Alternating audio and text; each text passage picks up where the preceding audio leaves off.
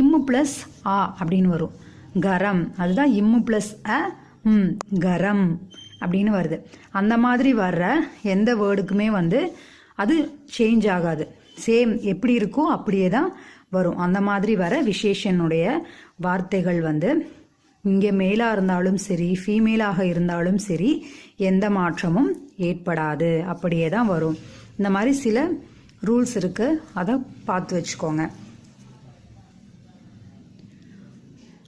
இப்போது மேற்கண்ட வாக்கியங்களில் அச்சா, படா, டண்டா, காளி, மோட்டே, மீட்டே, கரம் இவைகள் ஒரு பெயர் சொல்லின் சிறப்பை, பண்பை குறிப்பதால் பெயர் உரிச் சொற்கள், விசேஷன் அல்லது பண்பு சொற்கள் என்று சொல்லப்படுகின்றன.